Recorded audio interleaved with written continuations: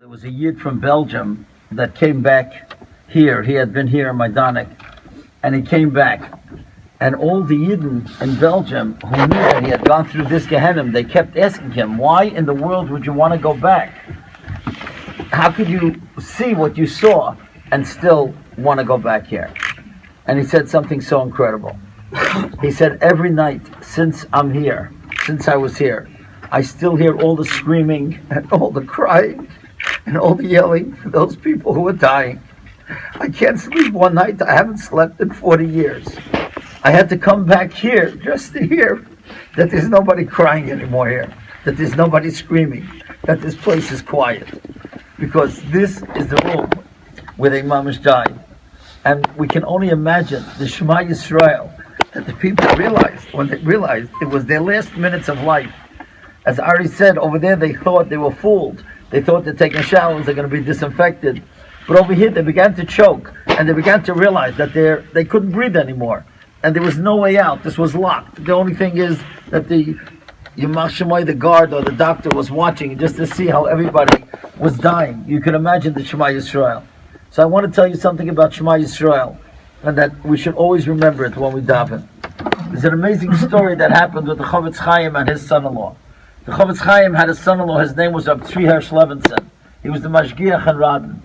And one day he comes over to the Yeshiva, the Chavetz Chaim, and he says, I want to leave the yeshiva.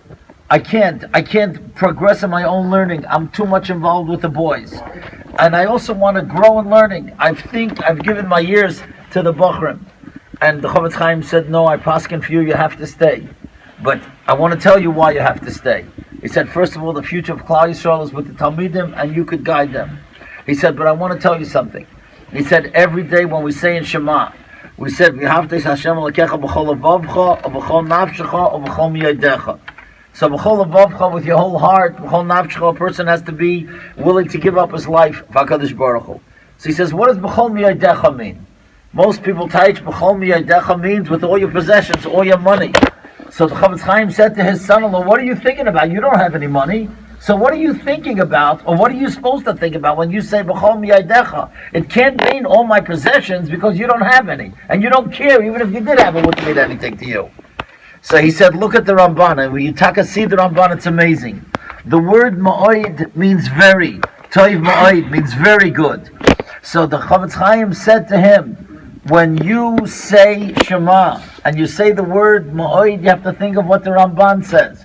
Ma'oid, ma'oid, whatever is very in your life, whatever is very important in your life, that's what you have to be willing to give up for Hashem. So he said, what is the ma'oid in your life? What is very? Liman HaTorah. And Liman HaTorah, that's what you have to give up in your life for the future of Klal Yisrael. And Rabbi Chonan Wasserman would tell this story. He said he came to New York and he was raising funds. And he wanted to, all of a sudden he decided, I have to learn. I haven't learned a word the whole day. All I'm doing is collecting money for the Yeshiva in Baranovich. It's true that they need it, but I have to learn. And then he said, no, I'm not going to learn. You know why? Because that's the Yetzer Hara telling me to learn. Because he knows very well that if I don't collect money, the Yeshiva in Baranovich is going to fold. So I have to give up my ma'oid. He said, that's what I learned from the Chavetz Chaim.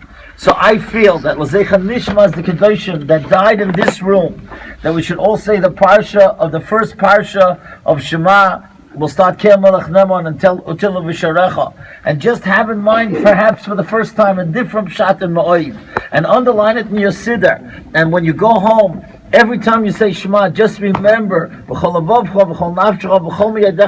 is Ma'oid in your life, that's what a person has to be willing to give up for the sake of Hashem. And that's what they gave up over here. And that was the yelling, and that was the screaming. And today it's quiet. That was that fellow from Belgium. He came back to hear that it's quiet.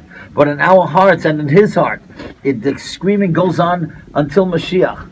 If we could only learn an elevated pshat in Ma'oid and say Krishma from now on in a way that we never said it before, it'll be a schus for the Heilige Kedoshim that lost their lives here. So let us say together, El Melech Nemon, Shema Yisrael, Adonai Eloheinu, Adonai Echad. Yavta Adonai Elohecha, B'chol levavcha, B'chol nafshecha, B'chol miyadecha. Hayu advorim mo'ela, Asher Anochim Tzam Chayim, Alav Avecha, V'shanam Tam V'necha, V'davarta Bom. Shibchov Beitzecha, Vletcha Vaderech, Shocha Gomecha, Shaka Moisa Idecha, Vohel Topa is Benedecha, Savta Malmezuzah is Beisecha Visharecha. Again, we should never have to go through.